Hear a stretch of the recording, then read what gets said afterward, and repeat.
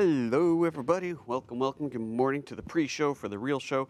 Before I put the timer back up, I got to show you guys something. For those of you who are in an area where you can breathe today, I want to share with you what we're dealing with. We've had some pretty nasty fires going around here in Southern Oregon, and let's get the right one up. Here we go. This is the current air quality outside. An AQI of 221, which is not good, into the very unhealthy range.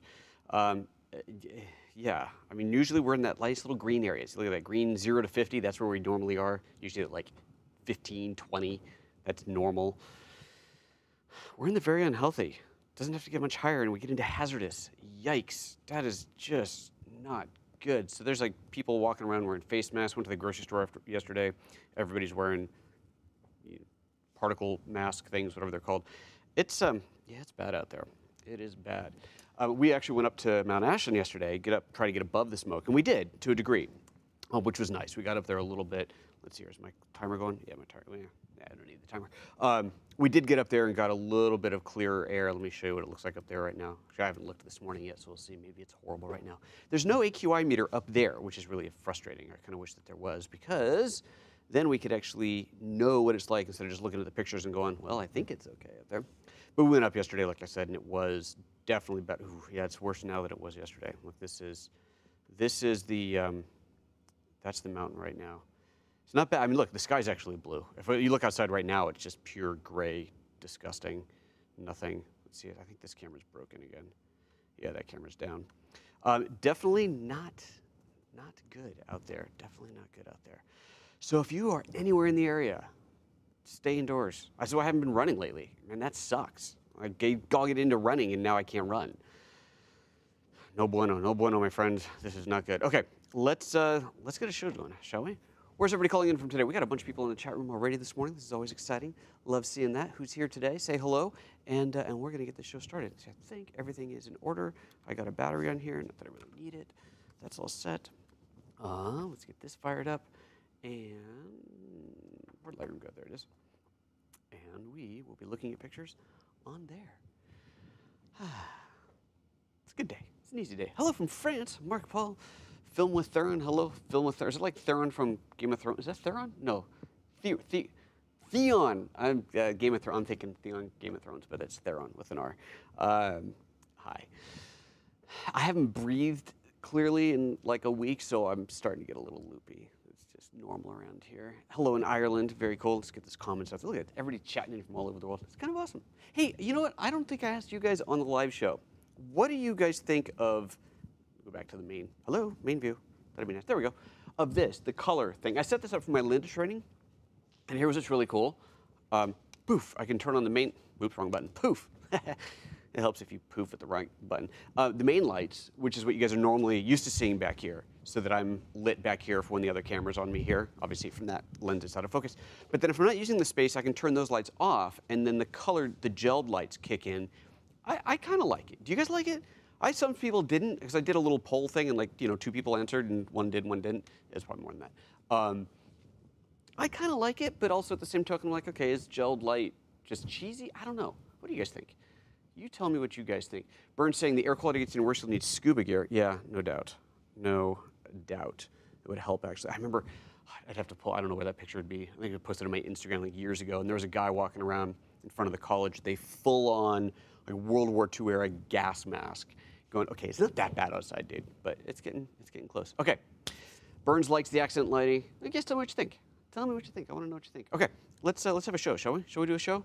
Ryan, why don't you hit record on the audio over there? Probably a good idea to get that running. I'm recording on the video here. I've got a like month-old glass of water here. There's only a couple bugs in there. And breakfast. Oh my God, the water tastes smoky.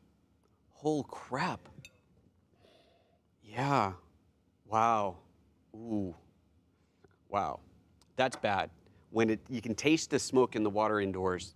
I mean, granted, it's been sitting there for literally probably a couple weeks, but still, ooh, that's bad. Okay, whew. All right, let's have ourselves a show. We're recording. Let's do a show. Yeah. On today's photo moment, we're going to talk about the brand new Panasonic Leica 50-200mm lens. I'm going to show you some pictures of it and tell you what I think.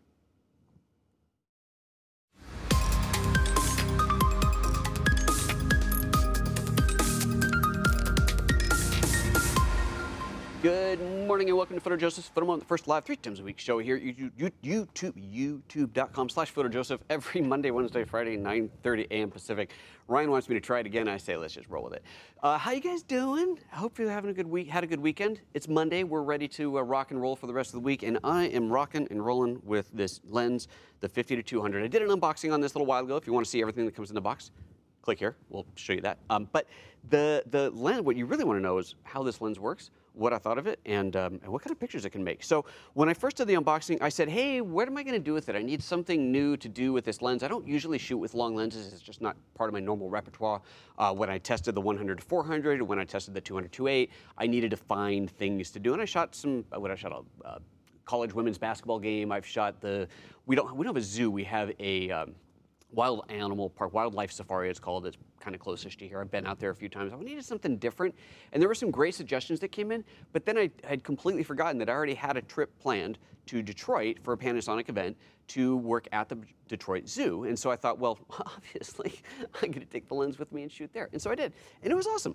So that's what I got. So we got animal pictures again. I hope that's okay with you. We're going to look at some animal pictures shot at the Detroit Zoo. If you're following me on Instagram, at PhotoJoseph, if you're not, please do. If you're following me on Instagram, you might have seen some of these photos already. I posted a few while I was down there, and I posted a couple in the last couple days leading up to this show. But overall, I got to say, I am impressed. I like this lens a lot more than I expected to, and I say that because I don't normally shoot with long lenses. Like, this just is not a focal length that I normally need. Now, I do want to say in full disclosure for anybody who's not seen the show before, I am a Panasonic Lumix ambassador, so I am naturally biased towards this, so, just deal with that. That's just the way it is. But I'm really excited about this lens. It's actually really, really cool. So I had the 100-400, and I've had the 200-2.8. Neither one of those are things that I've kept. Those were just on loan. I think I get to keep this. I actually don't even know if I get to keep this one. Tom, do I get to keep this one? I have no idea. But this lens, when combined with the 8-18 and the 12-60, makes for quite the trifecta. Like, I hadn't really realized that until I think someone even said something on social media, and I was going, oh yeah, you're right. So 8-18. A little bit of overlap going back to 12 up to 60, a little bit of overlap going down to 50 up to 200. So on full frame sizes, that would be a 16 up to 400mm range. That's a pretty good range to have into 3 lenses. Now, obviously, these are not fixed aperture lenses, so they are not the fastest glass that money can buy. But by having a slight variable aperture, you do get a smaller, physically smaller and lighter weight lens. Let's take the shade off of there so it's a little bit more like that's the actual size of it. And it's overall, even though it's, okay, this is a 2.8 to f4, at the f4 range, because you're at 200mm or 400 equivalent in 35, you're getting really good shallow depth of field. And that is still quite good low light gathering capability. You'll see as we look at some of the photos, shooting in the zoo, shooting in the shade, in lower light situations. It wasn't the first day was overcast the whole day, which is great, nice flat lighting, no harsh shadows, but also lower light. You'll see that the camera bumped up the ISO quite a bit sometimes. I'm shooting usually in aperture priority, so it's opting for a pretty high shutter speed because it knows long lens, it wants to do a high shutter speed. And yeah, we got into some pretty high ISO photos in here, but I think they all look pretty great. So that's what we're going to take a look at. Now, I did get some questions on comments or on the socials asking how it compared to the 100-400, because that's a big question, right? The 100-400 is about the same price. I think it's actually ever so slightly cheaper. It is a slower lens, but obviously a much longer reach. Given that I don't usually need a long lens, that 100-400 was like a really long reach. That is way more than I need for my normal daily stuff. So in that regard, the 50-200 is much more practical. This is a lens that if I had both of them side by side, the 50-200 is one I'm going to get a lot more use out of. Image quality, I'd have to do a comparison side by side. I mean, they're both Leica lenses. I'm sure they're both equally sharp and great. But I have heard a lot of people very, very happy with this lens, and having used it now for a little bit, I got to say that I'm stoked with it. And you're going to see in a moment here some really good sharp lenses, really good sharp photos out of this. So 2.8 at the zoomed out range, f4 at the zoomed in range of 200, so 400mm equivalent. It's got the optical image stabilization built into it, so you really take advantage of that. It's amazing to be holding a lens that long. And when I did the unboxing, I did a little switch on the OIS and see it lock things into place. It is remarkable that you can handhold a lens that long and have just no movement. It's kind of crazy. But yeah, overall, really, really beautiful lens. Let's take a quick look at the B&H page. I want to make sure you guys know what we're getting into here. Here it is. So this thing is on B&H right now. It is just under 1,700. So this is the Panasonic Leica DG Vario-Elmarit 50-200 f2.8 to 4.0 aspherical power optical image stabilization lens. I mean, could the name be any longer? It's a big name, big lens. What are you gonna do? It's great. Really cool. Let's take a look at some pictures, because that's where the proof in the pudding, as they say. So I'm going to load up a couple things here. We're looking at my Lightroom library. This is Lightroom CC. I was out in the field. I just took my iPad with me to Detroit. So hotel, just pop in the card into here, into the SD card reader, load everything in, and we're going to look at some of the 3-star ones that I've marked on here. Let's go full screen on these, and then on the next day we'll look at more pictures. You'll see some of the less great ones as well, so you can kind of see the progression of them. But anyway, just swipe through some. So chimpanzee, monkey see, monkey do. I mean, if you guys, well, I can't say yell in my ear and tell me to stop. That really work. But if you see a picture that you really want to know more about, put something in the comments, put out PhotoJoseph on it. I'm, of course, watching the comments here. I will scroll back and I'll jump into those. And we might save those for the Q&A afterwards, getting into the nitty gritty if you want to see it. But if you want to know any information about a specific photo, do let me know. We will do our best to, to get that up. Anyway, so, look, you cute little, okay, this is a cool one because, okay, this is a tiny little, it's like this big, this little creature, and he's just sitting there in the corner going, walking by, what the heck's making this noise?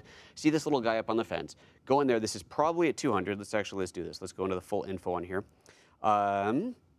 It is, yep, it's at 200mm. We can see that kind of in this space right here. And 500th of a second at ISO 6400. So this is, relatively high ISO, right?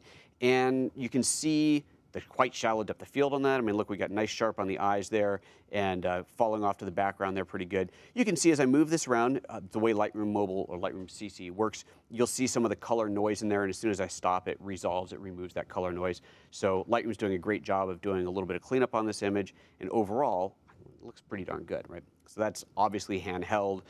200mm, I'm pretty close to the subject because he is such a tiny little creature. Yeah, not too shabby, right? Not too shabby. This was fantastic. What an experience. So early in the morning, well, early, I mean 8 a.m., the zoo's not officially open yet, and so I'm walking around scouting out the area, and there's these 2 polar bears. And now how polar bears can hang out in the Detroit Zoo where it was like 90 degrees the rest of the day, I don't quite understand. But anyway, these polar bears were playing in the water. I'm sure it was nice cold water. And check this out, just so beautiful to get a chance to see this and to photograph this. And these bears are playing with each other and having a good old wrestling time, splashing water around. And you can see the really high shutter speed on there. We're freezing the water motion. What are we at? 500th of a second. So again, aperture priority, I'm sure that's what I'm usually at. This is now ISO 200, so there's a lot more light here than there was taking a picture of the little squishy rodent thing.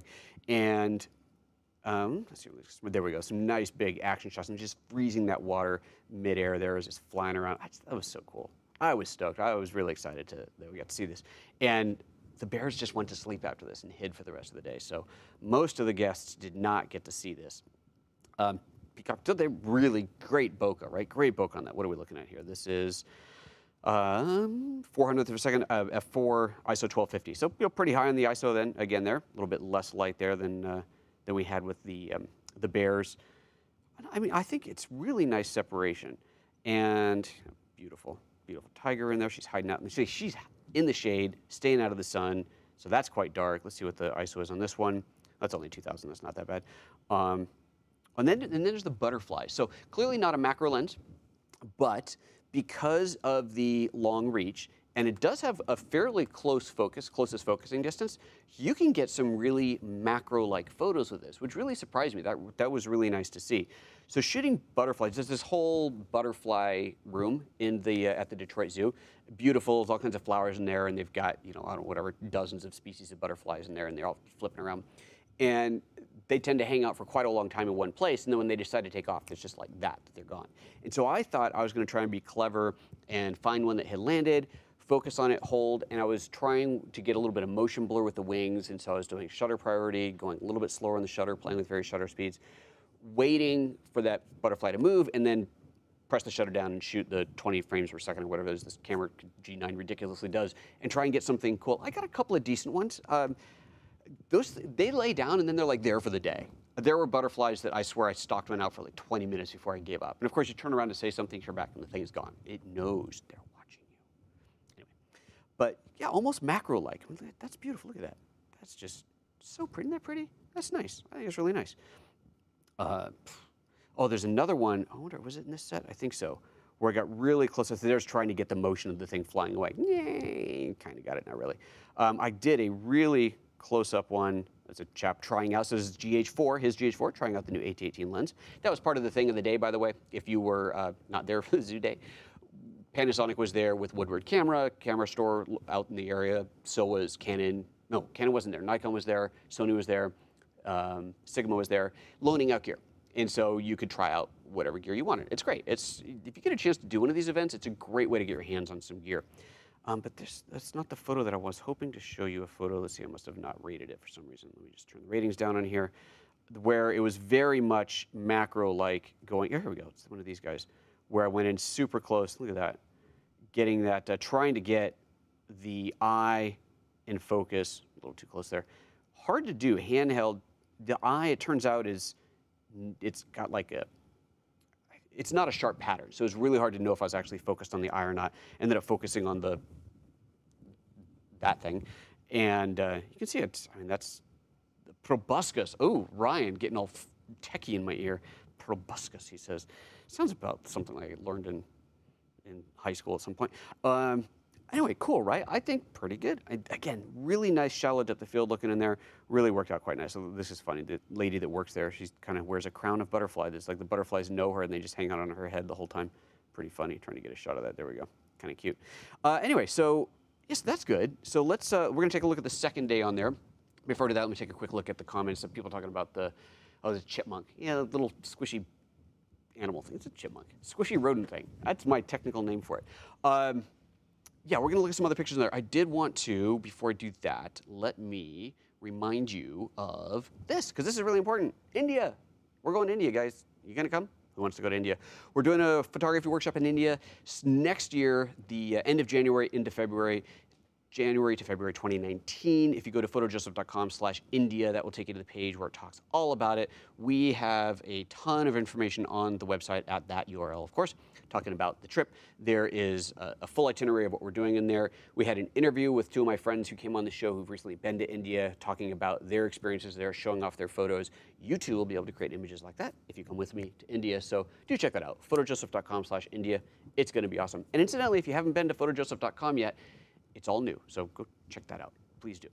Okay, let's go into the second day, which I have not fully rated, so we're going to look at some more photos in here, kind of do a little bit more swiping through. And this is intentional so that you can see a little bit more of the progression. So we're not just looking at the best shots in here, we're seeing a little bit more in the progression on it. So let's see here. Let's go for, the polar bears weren't doing anything at all. They're like, bored. But this is cool. The brown bears, or not brown bears, what are these guys? Grizzlies. These guys finally got to start playing in the water, and this is fun. Some of these are really, really rapid fire, high FPS shots, but this is what the G9 does, super high frame per second, shooting full resolution RAW with continuous autofocus. Pretty remarkable. Obviously, these bears weren't exactly moving around that much, so we don't have to worry about the focus too much on here, but you can see them playing there, look, there we go. Playing together there, pretty cool, pretty awesome. Like kissing each other and just ooh, having fun. That's what they're doing. They're having fun. Bears do. Bears have fun. There you go. It's not always responsive, is it? There it goes. So that was kind of cool. Like lots and lots of pictures. Okay, you really don't want to look at that many pictures of the bears. But look, I mean, look, there was one shot that was slightly out of focus. Out of all those so far, which have all been perfectly, perfectly sharp, there's one that was slightly out of focus, and you know, who knows why that was. Nice close-up of the bears. Then you got the monkeys sleeping. So this is. It was so hot. This is like 10 in the morning and it's already 90 degrees and 90% humidity. It's just ridiculous. There we go. Nice little tiger shot there. Licking of the tongue there. Looking at. Oh, this is nice. So the silverback, kind of cool, just hanging out, giving me a nice, good straight-on stare. I so wanted to be able to get a slightly different angle. You see the hot spot behind? Like that's awful, right? I really wanted to get a different position so that I didn't have the hot spot behind him, but I couldn't because there was, you know, a tree there. I'm not allowed to go climbing fences for some strange reason. I don't know why they tend to frown on that sort of thing.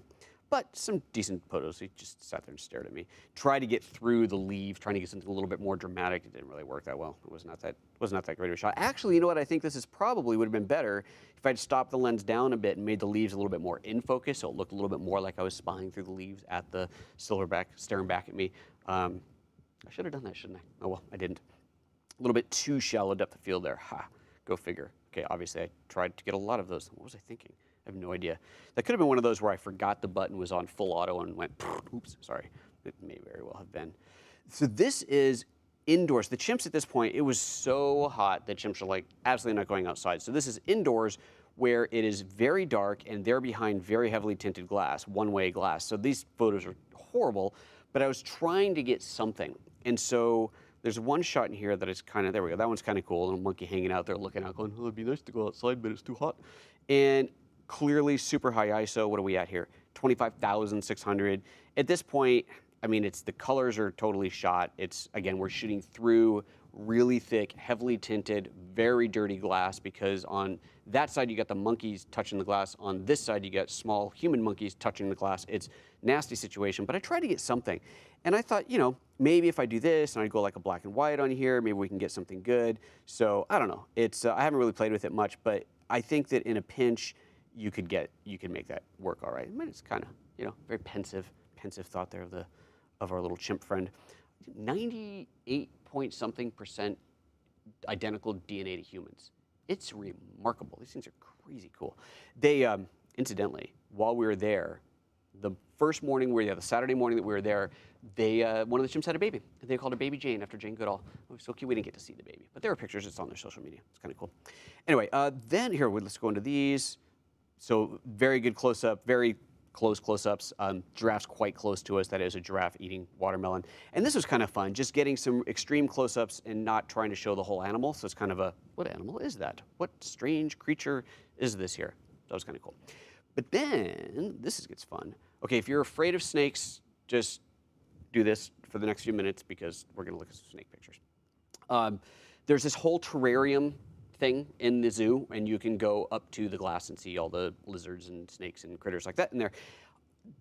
Can't really use a tripod. Low light, relatively low light. It's a difficult situation to shoot in, right? And so I was trying to get some, and you know, there's a variety of different critters in there that, am I looking through these pictures backwards? No. There's a variety of critters in here. That's actually not too bad. That I was able to get some decent shots of. But there was this one snake that was so beautiful that I really wanted to get. Oops. That big lizard there. Here we go. This guy here. And I'm looking at this going, I've got to figure out how to get a good shot of this. So what I ended up doing, if you've never shot through glass before, if your eyes are closed because of the snake is off the screen. You can open them again. If you've ever shot through thick terrarium type glass like that, you know that you've got any light on the outside is going to create reflections, and you're shooting through reflections. That's horrible. So you put a polarizer on, and that can help tremendously, but not always. It's not always going to get you all the way there.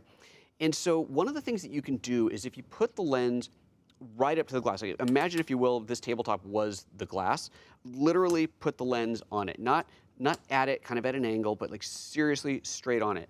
You could do that even with the lens shade, and that would give you some separation. But in this case, I was just straight on top of it. You could still have the challenge where if your window is double or triple paned, if you ever looked at it, seen the reflection in a window and you see echoes of it, multiple reflections, it's because it's multi-paned glass. That often happens in these terrarium type things, so you can still get a reflection from the backside, of which you can do absolutely nothing about except move. But you just got to find the right position. And so what I ended up doing here was holding the camera up against the glass, and I think I actually did have a monopod. I was able to get a monopod in there, and I'm adjusting the height of the monopod, trying to get it so that it's flat. I can keep the lens flat on the glass and obviously have the snake right in front of it. I mean, it doesn't do any good if the snake's up here and I want to shoot this way, then I can't have it flat on the glass. So I got to get it flat on. And I discovered it was really hard to know exactly what was in focus because the eye, okay, I'm going to go back to the picture of the snake, so cover if you're not a snake fan. The eye has this kind of fogginess over it almost that made it really, really hard to focus on. So I ended up using the scales around the eye as a focus point. You can see that drop of water right under the eye. And I thought it was so beautiful. I just thought this is such a fun shot to get. And it took a while to get. And this one, let me see the info on this, ISO 800 at 1/5 of a second. So I'm really, this was hard to get exactly right. But I shot a bunch of it and I did get it. I think I'm quite pleased with that picture. So that's pretty close focusing. I would say, what is the closest focus? Let's find out. Because I'm sure somebody wants to know this. I'm sure you could look this up too, but okay, it's at 200mm right now. I'm not going to hook up the things so you can see through it. No manual focus. Let's set the focus to the closest distance, and let's just see what we're getting here. There we go. That's in focus right there. So Ryan, there's a tape measure on here somewhere. Grab it for me, please. It's like a little bit more than my arm distance here from the front of the lens. Obviously, from the sensor, it's a little bit farther away than that. But that's pretty good. For a 200mm lens, 400mm equivalent, to get that close, I think it's pretty special. And this was not fully zoomed in. We know that because the aperture was f3.6, so if it had been zoomed in all the way, it would have been f4. So zoomed out a little bit. Oh, it says right there was 100mm, so yeah, not too bad. So if I go to 100 on here, let's see. Ryan's crawling. And you can go behind. It's okay. It's very nice. He's trying very hard to not get into the shot. Let's see here. If I go to 100, it's actually not that, oh, it's actually not that different. So there's 100. Thank you, Ryan. Look, and a tape measure magically appeared. So let's see here. We are, from the sensor, we are 28 inches, give or take. From the front of the lens, we are 20 inches, give or take. And that was at 100. If I go to 200, it's really very, very little difference. Just slide it back just a little bit. So that's cool. So you get a close focusing distance that's its closest a large way through the focal range, the zoom range. Not too shabby. No, I like it. I was impressed. Anyway, okay, we're gonna go back to the snake picture. So do that if you're not a snake person, snake fan. But there, I love that picture. I thought that was just beautiful. You zoom in there tight. Look at that thing. Oh, so pretty. Okay. All right, let's get past the snake. The snakes are gone. Anybody who wants to look can look again. Big lizard in there, again, shooting through the glass, trying to get a good shot of this Komodo dragon type of a thing through the glass, moving in and out of the sun, because there actually was some sun coming in on this guy. Ooh, look at that, close up. Dang, that is just like straight out of Game of Thrones, isn't it? So cool looking. Ha, look at that, he loves it. Loves the camera. The camera loves you, darling. Let's see what else we got in here. So, I was trying to get some good action stuff of the ducks, but they were, or whatever, waterfowl things, they were not that exciting. I was trying, but it was like 180 degrees outside. I eventually gave up on that. I'm like, yeah, I'm done. I'm done trying to get a picture of these guys. But I tried. I wasn't too excited with anything I got there. You see, I shot a bunch of here before I just bailed because couldn't cope. And then the penguins. The penguins are cool. Look at these penguin guys. Oh, yeah. So the penguins are fun. So this is them just kind of walking around in their penguin enclosure. No big deal. Still shooting through massive amounts of glass. Always the bummer. But then I decided I wanted to try and get a shot of the penguins flying up out of the water. So this is going to be a fun example of not just the lens, but also shooting with the high frame rate on the G9. So the penguins, they have this pool area. And when you can kind of, is there a wide shot? I don't think I have a wide shot of it. Kind of here. You can kind of sort of see-ish there. It's kind of a wide-ish shot. Not really. Nah, never mind. Anyway, they have this pool. And they're going back and forth and doing laps, and they swim under the surface of the water, and they come up and they jump over the water, jump out of the water, and dive back in.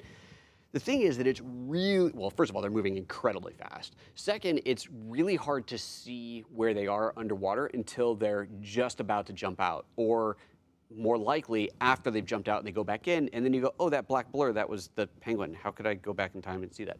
So I was taking advantage of the pre-burst setting on the G9. And the pre-burst setting, if you're not familiar with that, is when you put it into a high frame rate mode, high frame per second mode.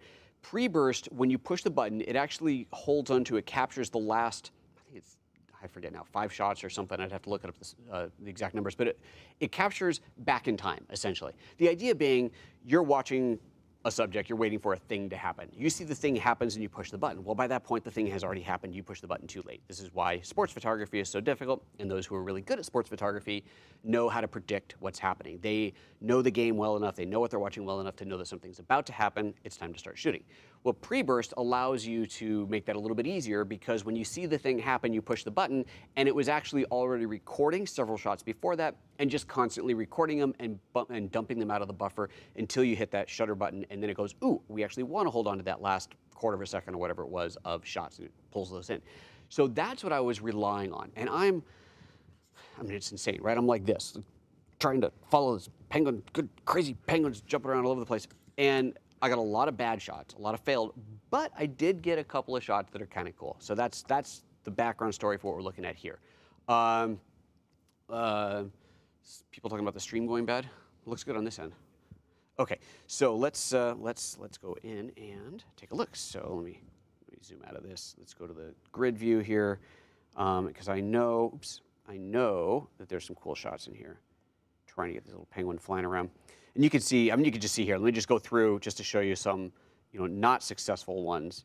Trian's area is kind of coming out. And then at this point, you're trying to figure out where the penguin's going to be, trying to get focused on the penguin, trying to move the camera towards the penguin. I can't, if I zoomed in too far, then I've got like no chance of getting the penguin. It's hard. It's really hard. You can kind of see almost it was like off to this corner there, so it didn't quite get it. But look how many frames per second it's shooting. That is kind of cool. That's pretty impressive. So here's another failed attempt. Let's get this up. So here he's coming up out of the water. So you see at this point, we back up a few frames. So there'd be the first frame. There you could probably the first time that you actually saw the penguin. See that little shadow over here? Like, oh, look, there's the penguin, and he's going to come flying up. So I'm trying to get it. Not terrible, but definitely not a winner shot. And of course, he goes right into the sunbeam and totally overexposes. Great, thanks, penguin. Appreciate that. And that's what they look like under, just a black blur. But I know there is a cool shot in here somewhere. Let's see if I can find it. Is that one of them? No, that one's out of. Well, we're getting there. These aren't terribly sharp. There's a little bit too much motion blur. Yeah, too much motion blur in those. Okay, so we'll keep going. And the fact that I was able to keep shooting like this, here we go. Here we go. Oh, I did start right that one. Look at the flying penguin midair. That's pretty. Let's go back up through these. So we'll see that from the beginning. So there we go. There's the first shot. So at this point, okay, you can imagine looking at this picture here, there's no way that I could have seen the penguin there and known to start shooting. So I didn't start shooting at this point. I probably pushed the shutter button right about there, and that's if I'm fast. Let's just call it there, and let's just consider the fact that I'm old and I probably didn't quite get it. So maybe this is when I started shooting, or maybe even here. And so the camera went, oh, okay, well, we're just going to hold on to those last few frames on there starting right about there. Not too shabby, right? So, and then we get that penguin flying up out of the air, out of the water into the air, and at some point we get something that's decent. It's still not great. It's just there's not enough light in there. It's really, really dark. But, it was something. I guess, no, there we go. It was something. It was kind of fun. You look at these things. They're flying like way up in the air. These penguins are just cute, fun little creatures. Anyway, so that's a fun thing of shooting with that. I stayed there for a while. I did have other work to do. I couldn't just spend my whole time hanging out there. But it's great. I was able to get some decent stuff in there. Able to get some decent stuff. Okay. So anyway, overall, 50-200 lens. Definitely 2 thumbs up on this one. I'm totally digging it. I'm hoping that I do get to keep this one because I don't know what I'll use it for on a regular basis, but it's good to know that when the time comes you need a really long lens, it will be there for you. I know this would be a good one to take to India, especially when we're shooting with those massive crowds of people and there's going to be things all over the place. I'm going to want to get some stuff that's off in a distance, maybe get some shallow depth of field portraits at a little bit of a distance. This will be good for that. It's going to be a great lens for that journey for sure. So I will definitely be wanting to take that one there. Yeah, overall, 2 thumbs up to the lens. I'm digging it. It's very, very sharp. You saw in some of the pictures where there weren't animals flying through the air. Very, very sharp. Great low light performance, even on the G9 with the really high ISO on there. It's coming out great. I'm overall digging it. Okay, we're going to wrap it up right there. I'm going to jump into the Q&A. I see a few questions came flying by here, so if you have any questions about the lens, any of the particular photos we wanted to see, if you want to know more details about it, just let me know in the comments, and we'll address that right now.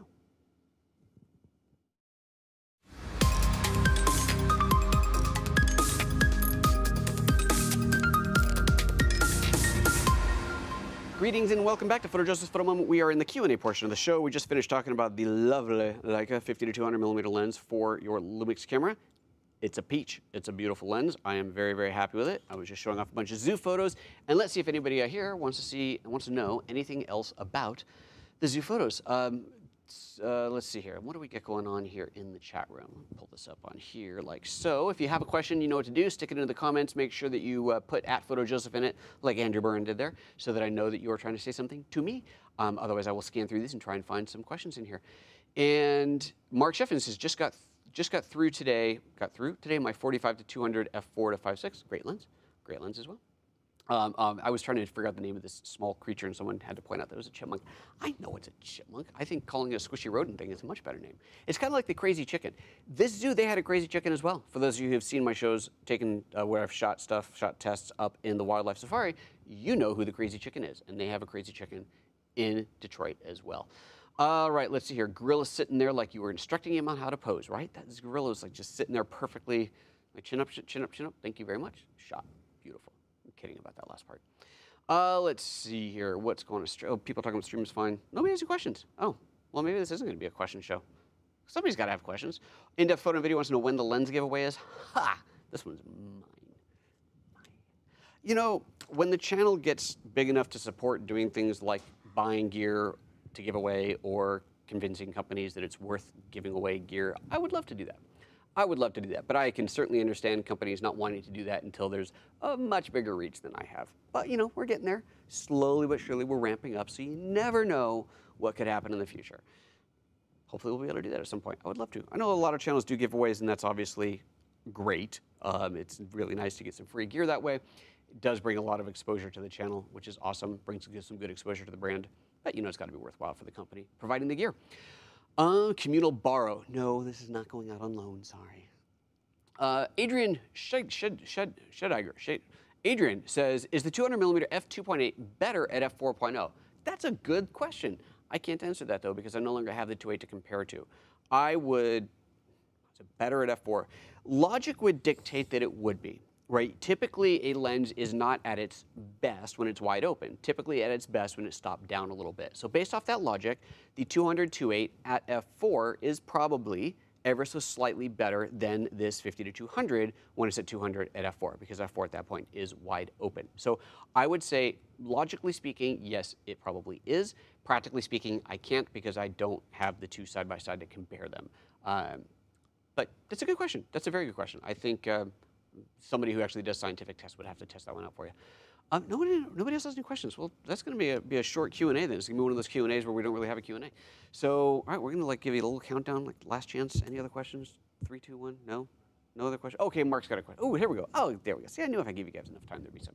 Burns Tech, a bit off topic. Any chance you could have someone on a future show and talk about astrophotography using telescopes? Oh, unless you already did and I missed it. No, I haven't done that. I do have a friend. Wasn't he on the show where we talked about astrophotography, but not using telescopes, just using standard gear? That was a while ago. We'll link. I'll link to that here or down there. But not using telescopes. I do actually have a friend in the Bay Area who is a big telescope nut and has been doing astrophotography through that. So yes, I know exactly who to call. So okay, I'll work on that. I'll work on that, Burns. I like it. It's a good idea. Mark Peel, are color rendering, contrast, and saturation equivalent to the 12-60?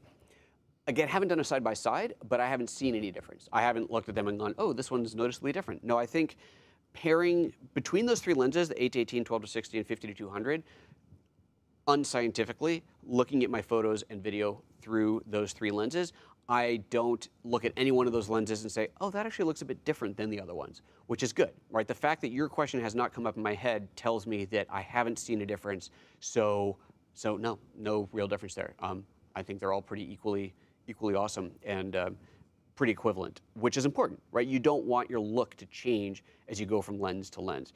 They're all designed around the same time. This is a trio of lenses that came out starting with the 12-60 and then the 8-18 and now most recently the 50-200. I think that these three lenses are designed to be a cohesive look and feel. So they all have a very, very identical, very, very similar look, physical look to them. I would say that the color rendering is virtually identical across them. Great question, though. Great question. Jason Papazavelio says, is the 7-14mm still worth it in 2018? You know, that's a good question. Let me see price-wise what the difference is, because I don't know, but we're going to find out. So we'll just go up here. So we're looking at the, oops, come here, wrong, no, cancel. we're looking for the Leica 8-18, which is an incredible lens. I absolutely love this lens, especially for vlogging. Okay, this is a higher price one. That's 1100. Okay, so now let's do the B&H photo again, and we'll look at the 7-14. That is not a Leica, so we're just going to Panasonic 7-14, and there it is. So that is an f4 800. Okay, so it's not massive price difference. Let's see here. So that's an f4 all the way through, isn't it? This one's 2.8 to f4, so a little bit faster at the wide end. Faster at the wide end, ever so slightly wider at 7mm versus 8, but that's pretty minimal. Both aspherical. Neither of them has OIS because it's not needed when you're super wide like that. I would, that's a good one. I think I would say this would be the better one to go for, going for the Leica. For the $300 difference, you gain a little bit on the wide end. It's a Leica lens, so it is likely to be sharper. I have not done a side-by-side, but I will say that since I got the 8-18, I haven't touched the 7-14. I've been using the 8-18 for real estate. I've been using it for vlogging. I've been using it for basically everything where I need something wide. I would say spend the extra $300 and get that. That would be my recommendation on there.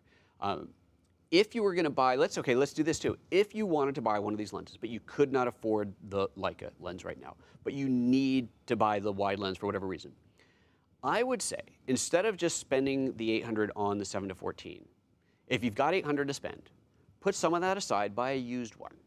Buy a used one and keep saving until you can get the Leica one. And then you'll be able to sell your 7-14 used for probably pretty much what you paid for it, especially if you only do it like in a year or so, because you've already taken the depreciation hit. Sell it then, make up those last few $100 that you need, and get the 8-18. That would be my recommendation.